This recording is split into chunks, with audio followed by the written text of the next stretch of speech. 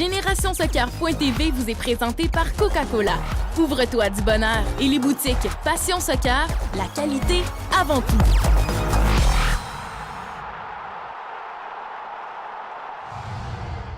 Ici Marie-Christine Pinochet. Bienvenue à ce nouvel épisode de GénérationSoccer.tv. Cette semaine, nous sommes à la coupe de la Première Ligue de soccer du Québec et c'est à Terrebonne que s'affrontaient les deux meilleures équipes semi-professionnelles de la province. L'équipe de GSTV y était. Le segment Sur la route vous est présenté par Coca-Cola. La PLSQ tenait le match de sa Coupe de 2015 à Terrebonne le 24 octobre dernier. La PLSQ, c'est le championnat des joueurs semi-professionnels du Québec. Les joueurs d'Outremont avaient déjà remporté le championnat de 2015 chez les semi-pros. Les Bleus voulaient donc maintenant obtenir un doublé en remportant aussi la Coupe de la PLSQ afin d'affirmer leur supériorité totale. Valmy Ouellet, qui est une figure connue du soccer québécois, nous en dit plus sur cet événement exceptionnel. Donc, Valmy, peux-tu nous parler un peu de ce qui se passe ici aujourd'hui? Bien, écoute, c'est la finale de la PLSQ, c'est notre première ligue du Québec. On veut montrer aux gens, justement, qu'on peut avoir un haut niveau de jeu ici au Québec. Donc, c'est un grand événement pour le soccer québécois et pour ses équipes en finale. Valmy nous explique plus en détail qui sont les forces en présence. Une équipe avec beaucoup d'expérience du côté des Méros. Lakeshore qui a des jeunes qui fait son entrée dans la Ligue, donc ça va être intéressant de voir une équipe d'expérience contre une équipe de jeunes. Et ça va être intéressant aussi de voir comment les deux vont s'affronter, quelle sorte de stratégie on va voir. Je pense que Lakeshore va être porté plus vers l'attaque et Méros va bien tenir le terrain et chercher la contre-attaque. Les éternels rivaux que sont les clubs d'Outremont et de Lakeshore nous ont offert un match robuste et à la fois très intense. Le gardien d'Outremont a par ailleurs fait un travail exceptionnel. Ce qui a attiré notre attention est en fait que les vétérans d'Outremont n'auront jamais réussi à s'imposer autant sur les plans tactiques qu'au niveau de la possession du ballon. Contre toute attente, Outremont a connu beaucoup de difficultés pour concrétiser ses chances de marquer. Le point tournant du match a été le pied jugé beaucoup trop haut de la part du gardien Gabard Fénélon. Lakeshore s'est pris un but sur pénalty et un carton rouge qui allait leur coûter un homme en moins sur le terrain.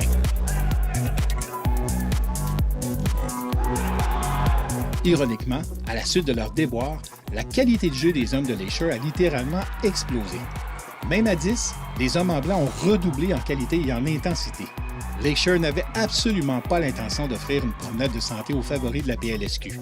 Même amoindri par le nombre, le jeu de Lakeshore est étonnamment devenu beaucoup plus calme, fluide et basé sur la possession. Ça a été tout un revirement, comme on dit. Le match de coupe s'est donc terminé 4-2 en faveur de Lakeshore. Après leur carton rouge, ils jouaient avec un joueur de moins. Pourtant, le momentum n'a pas vraiment changé. Là. Ils avaient quand même plus de possession, ils avaient plus de rage. Comment tu peux expliquer ça? J'aimerais bien l'expliquer. Il la voulait plus que nous. C'est aussi simple que ça. On n'a pas pu profiter de nos occasions devant le but. Ils ont gardé possession, ils nous ont pris plusieurs fois sur des contre-attaques. Moi, je les félicite. Aujourd'hui, c'était la chance de faire le doublé. À quel point ce match-là était important pour toi? Tous les matchs sont importants, c'est sûr que celui-là, il est plus parce que c'était la coupe, on avait la chance de faire doubler. Ça fait vraiment mal. C'est aussi la façon qu'on a perdu le match qui fait plus mal que d'autres choses. On a senti aussi que c'était une grosse rivalité là, avec Lakeshore. Le match était chaud bouillant. Ben ouais, c'est sûr que c'est une rivalité. Écoute, c'est une nouvelle équipe dans la Ligue. C'est une finale, c'est obligé d'être bouillant. Il n'y a pas d'autre façon d'y aller. Puis aujourd'hui, tout simplement, ils voulaient plus que nous. L'entraîneur d'Outremont, Luc Brutus, ne s'est pas montré très tendre à l'endroit de ses joueurs. Lorsqu'on prend un carton rouge et qu'on a une avance, on joue à 11 joueurs sur 10. Normalement, c'est un match qu'on doit gagner, mais aujourd'hui, Lakeshore avait plus faim que nous. Et puis, le score reflète 3-2, 4-2, ça reflète un peu le match dans le sens qu'ils méritaient plus de gagner que nous aujourd'hui. Puis, c'est ce que j'ai dit aux joueurs, il ne faut pas se le cacher. Du côté de Lakeshore, la victoire était d'abord et avant tout une vraie question de fierté. Donc Kevin, justement, fait intéressant, suite au carton rouge, on a eu l'impression que vous étiez encore plus dans le match. Est-ce que c'était une question d'envie? Oui, c'est de la persévérance, on ne voulait pas lâcher, on avait des comptes à régler avec nous-mêmes et non avec les autres. Et ça a porté fruit avec les cartons, avec les émotions, les pénalités. c'est allé de notre bord aujourd'hui. Donc, Kevin, c'était une saison très chaude. On a terminé avec 1 point derrière Outremont. Aujourd'hui, on prend la revanche. À quel point c'était important ce match? Ça veut dire beaucoup. Pour nous, c'est sûr que nous, on a perdu des points qu'on aurait pu avoir durant la saison, qu'on a regretté. Et on a tout mis ces regrets-là pour le match d'aujourd'hui et ça le porte fruit. Je dois dire que c'était pas évident. En plus, on avait un carton rouge et on était à 10 joueurs pendant un bon bout. Et on a pu sortir des buts. Franchement, durant le match, c'était difficile. Les 3 matchs qu'on a joués cette saison contre Outremont, ils nous ont pas battus. Donc c'était important de montrer que malgré qu'ils ont fini 1 point devant nous, qu'on était la meilleure équipe au Québec. Pour sa part, le directeur technique du Lakeshore SC, John Limiatis, croit que c'est aussi la manière de gagner qui compte. Oui, je suis très satisfait parce que c'était pas seulement qu'on a gagné, mais on a bien fait. Je pense que la performance méritait de nous de gagner. Alors moi, les choses que j'aime toujours, c'est que nos équipes jouent bien, dans une façon qui est bien pour tout le monde. Alors on a joué bien, puis on a gagné en même temps, qui est super. Valmy Ouellet nous a fait part de ses conclusions au sujet de la PLSQ. Valmy, tu es là depuis le tout début de la création de cette ligue. On en est maintenant rendu à la 3e saison. Comment est-ce que tu juges l'évolution de la ligue jusqu'à maintenant? On a des bases beaucoup plus solides. Ce qui est parti d'un rêve, d'un désir est maintenant concrétisé et c'est concret. Et les clubs veulent en faire partie, ils veulent faire partie de cette ligue. Nos jeunes, maintenant, ont une certaine aspiration à venir à ces équipes semi-professionnelles. On est encore loin de ce qu'on pourrait avoir si on n'avait plus de commanditaires et plus d'argent infusé dans ces systèmes-là. On sait que c'est toujours la même chose. Mais déjà, d'avoir ça, on sent que les bases sont solides et on sent qu'on s'en va vers quelque chose. Et surtout, nos jeunes garçons, pour l'instant, ça leur donne une espèce d'ouverture vers un plus haut niveau. Merci beaucoup, Valmy. Ça me fait plaisir. La Ligue de soccer semi-professionnelle du Québec existe depuis maintenant 3 ans et semble connaître une belle progression en termes de qualité. Il sera très intéressant de suivre l'évolution de nos semi-pros dans un futur proche. La PLSQ est une superbe avenue pour nos jeunes joueurs. Et depuis peu, l'Association canadienne vient maintenant y faire du dépistage pour l'équipe nationale du Canada.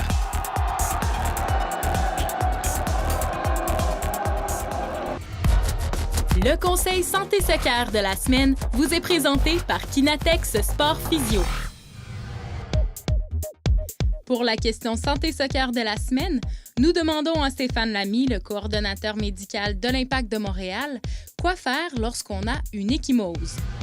Donc, les contusions musculaires ou les ecchymoses, ce qu'on veut faire, c'est limiter les dégâts le plus rapidement possible. Donc, dès qu'on a une contusion, on met un bandage qui va venir comprimer pour éviter justement que ça saigne plus. Et par la suite, on va faire ce qu'il faut faire toujours, c'est-à-dire la glace pour calmer un peu la réaction inflammatoire qui vient avec ça.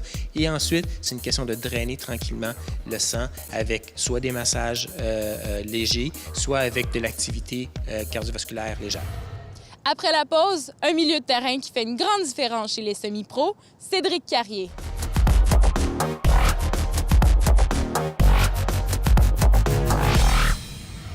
Cédric Carrier est un milieu de terrain très dominant qui fait beaucoup parler de lui chez les semi-pros. L'équipe de GSTV l'a rencontré pendant la Coupe de la Première Ligue de soccer du Québec.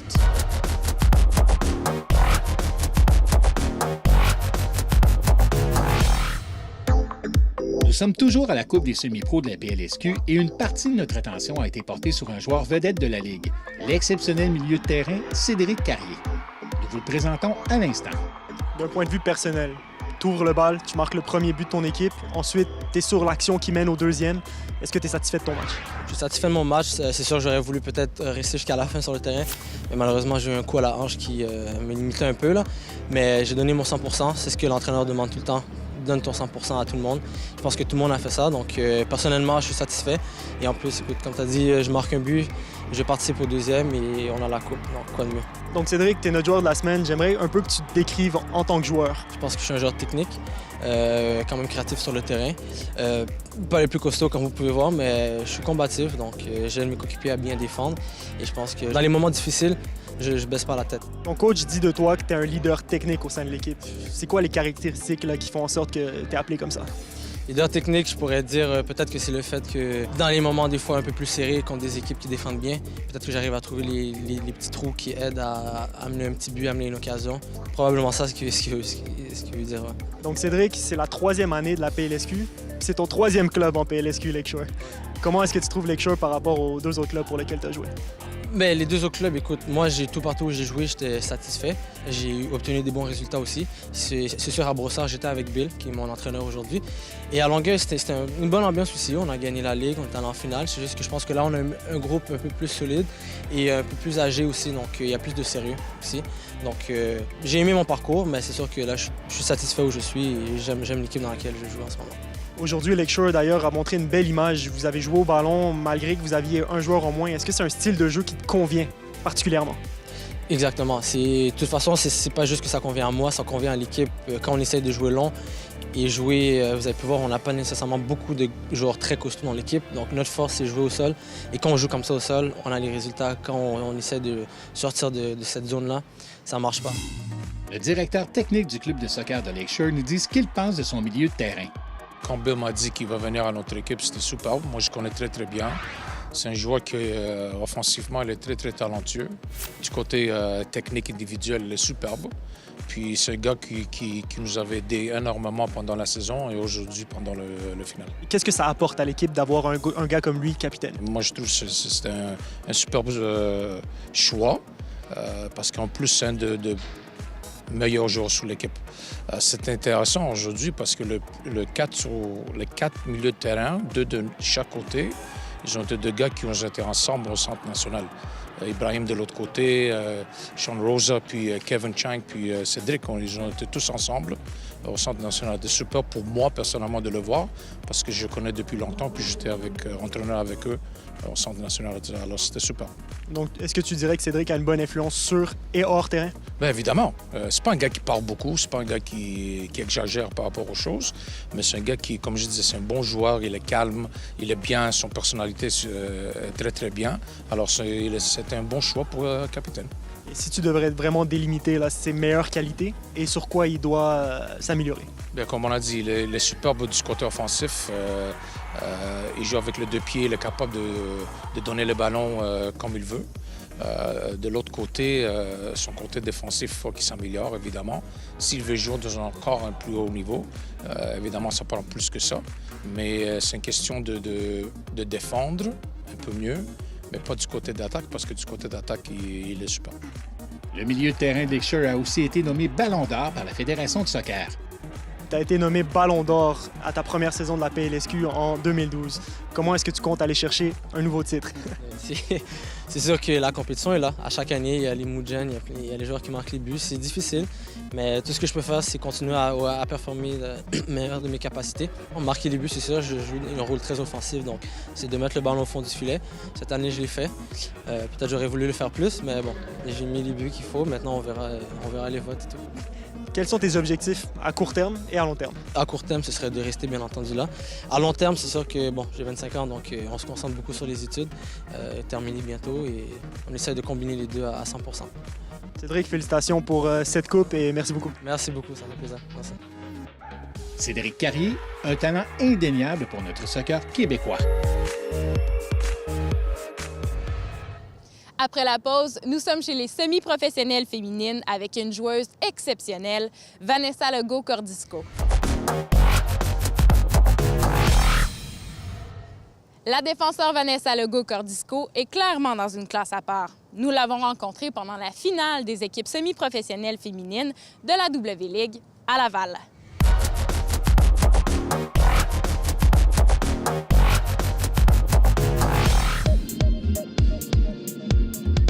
Nous sommes au match de la Coupe de la W-League qui se tenait à Laval l'été dernier.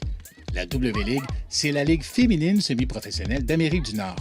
Pendant notre tournage, une joueuse de calibre national du nom de Vanessa Legault-Cordisco a attiré notre attention.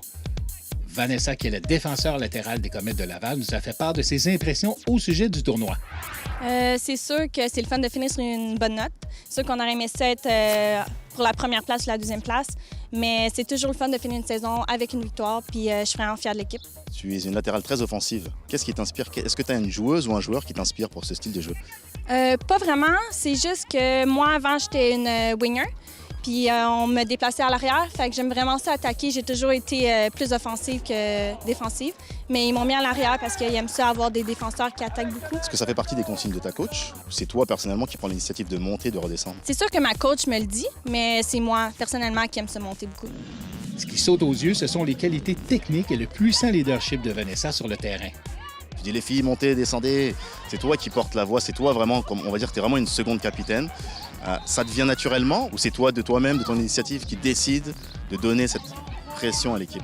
Je pense que ça vient naturellement. Ça fait maintenant 7 ans que je joue avec les Comètes. Fait que j'ai beaucoup d'expérience. Cette année, on avait beaucoup de jeunes dans notre équipe. Fait que c'est sûr, j'ai joué avec 2 jeunes aujourd'hui, défenseur central. Puis c'est sûr qu'elle me dit qu'il fallait que je parle beaucoup puis que je les aide. Fait que c'est sûr que ma coach aussi m'a aidé avec ça. Mais naturellement, j'ai toujours été une leader sur le terrain. Une autre joueuse importante des Comètes de Laval manquait pendant la compétition. Amandine Pierre-Louis. Amandine a en fait laissé l'équipe car elle disait ne pas avoir assez de temps de jeu. C'est sûr qu'on est déçus parce que rendu à ce chemin-là, on se dit faut pas penser comme l'individuel, il faut penser pour l'équipe. Mais on passe à travers et on continue avec celles qui sont là puis celles qui veulent continuer. Un coup d'œil sur la compétition maintenant. C'est le Washington Spirit qui a remporté la Coupe de la W-League de 2015. Nous avons rencontré l'entraîneur Juan Pablo Souza. I feel wonderful right now. Our team really worked hard all summer. We came up here with a plan, with a goal to win 2 games, and we did it in pretty exciting fashion there in that final. So this was a wonderful feeling. C'est l'histoire qui se répète comme pour la PLSQ. Le Washington Spirit n'était pas le favori pour cette coupe. We knew we weren't. We kind of felt like some people were looking at us like we were like second best, and we didn't quite understand that because we've got a track record in this league of coming to the championships and putting a good team on the field. So we felt this was our year, and we actually kind of enjoyed the fact that some people were thinking that we weren't going to win. So we used that to our advantage and said, hey, let's show people what we're made of and that we're for real, and the Washington Spirit's going to win this championship no matter what. And our girls really stepped up. Pour terminer, nous avons demandé à notre joueuse vedette quels étaient ses plans pour le futur. Oui, les études, j'étudie présentement en physiothérapie. Je peux pas jouer à l'université en ce moment parce que j'ai joué 4 ans aux États-Unis, donc je suis plus éligible. Fait que j'ai pas vraiment de soccer l'hiver, mais les Comètes, on espère qu'ils vont être encore là l'année prochaine. Bonne chance. Merci. Nous avons eu droit à de très beaux matchs de finale en W-League. Souhaitons que nous puissions à nouveau accueillir la Coupe d'ici peu.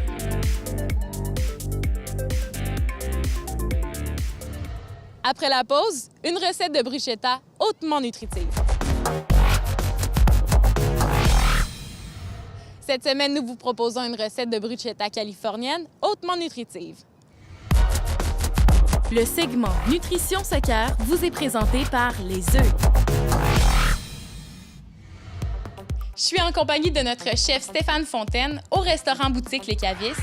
Aujourd'hui, Stéphane, tu as réinventé une recette qu'on connaît. Oui, en fait, je suis parti d'une recette de bruschetta classique pour en jazzer un petit peu le tout pour faire une recette de bruschetta aux œufs californienne avec une tartinade de poivrons rôtis. Reste plus qu'à voir comment on prépare ça. On y va? Notre recette de bruschetta californienne contient environ 350 calories, 25 g de glucides et 18 g de protéines. Nous vous recommandons de la consommer 2 à 3 heures avant un match. Vous aurez besoin d'huile d'olive, de fromage feta émietté, de poivre noir moulu, d'œufs cuits durs hachés grossièrement, d'un mélange de poivrons verts, d'oignons rouges et d'échalotes, des tomates séchées, des olives Kalamata, d'un mélange de fines herbes italiennes, du basilic et de la ciboulette fraîche, de la tartinade de poivrons rouges grillés et des croûtons maison. Pour le mélange de bruschetta, versez l'ensemble des ingrédients et des épices dans un bol. Ajoutez un filet d'huile d'olive et mélangez le tout jusqu'à l'obtention d'une texture crémeuse. Étendez un peu de tartinade au poivron rouge sur vos croûtons et déposez le mélange de bruschetta sur le dessus. Stéphane, j'aime beaucoup l'idée que c'est une recette qui permet d'optimiser les performances sportives, mais aussi une recette pour se faire plaisir.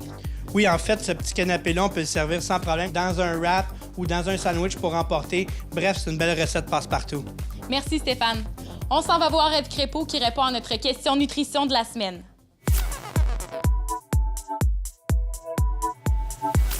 Je suis en compagnie de Eve Crépeau, la nutritionniste de la clinique universitaire de nutrition de l'Université de Montréal. Eve, il existe un ratio entre l'eau et le sucre qui est favorable pour optimiser les performances sportives. Tu peux nous donner un peu plus de détails? Oui, en fait, ce ratio-là, on parle de 4 à 8 %. C'est pour tout ce qui est boissons pour sportifs. Donc, autant les boissons de commerce vont souvent respecter ce ratio-là. Si vous faites la boisson sportive à la maison, moitié eau, moitié jus, normalement, on va respecter ce 4 à 8 %-là. Pourquoi 4 à 8 %? En fait, au-delà de ça, souvent, il y a trop de sucre, ça peut causer des troubles intestinaux, diarrhée, trucs comme ça, pas idéal.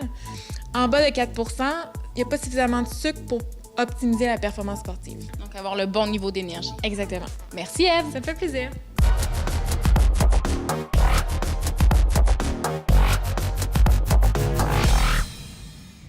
Je suis en compagnie de Gianni à la boutique Passion Soccer à Saint-Léonard et aujourd'hui, Gianni, tu nous présentes des souliers artisanaux. Oui. Dis-moi, c'est quoi les principales différences entre des souliers artisanaux et des souliers de marque populaire? Ça ressemble le plus proche à un soulier professionnel, comme les grands vedettes. Et aussi, durant les différentes étapes de la fabrication, c'est fait à la main. La qualité du cuir, c'est incroyable. La touche de ballon, tu dois vraiment jouer avec ce type de soulier-là pour comprendre la différence de touche. Tu ouvres la boîte, tu portes le soulier, puis déjà, ils sont confortables. Alors ça, c'est vraiment intéressant. Et le cuir, c'est si souple. La touche de ballon, c'est si incroyable que c'est vraiment ça les deux grosses différences. Tu disais aussi que ces modèles-là sont fabriqués en quantité limitée. Pourquoi? La décision, c'est vraiment de concentrer sur la qualité. Donc, une bonne qualité, fait à la main. J'imagine que le prix vient avec. Pas nécessairement, non. Je dirais vraiment le prix, c'est similaire à des autres souliers haut de gamme des fabricants qui font ça commercial. Puis en terminant, qu'est-ce qu'il y a à retenir d'un soulier artisanal? Très confortable, un cuir exceptionnel, incroyable touche de ballon, puis un soulier qui rapproche le plus possible à un soulier professionnel. Merci, Gianni. De rien, merci à toi. Nous espérons que cet épisode de GénérationSoccer.tv vous a plu. À très bientôt. GénérationSoccer.tv vous est présenté par Coca-Cola. Ouvre-toi du bonheur et les boutiques Passion Soccer, la qualité avant tout. L'équipe de GénérationSoccer.tv est habillée par Diadora.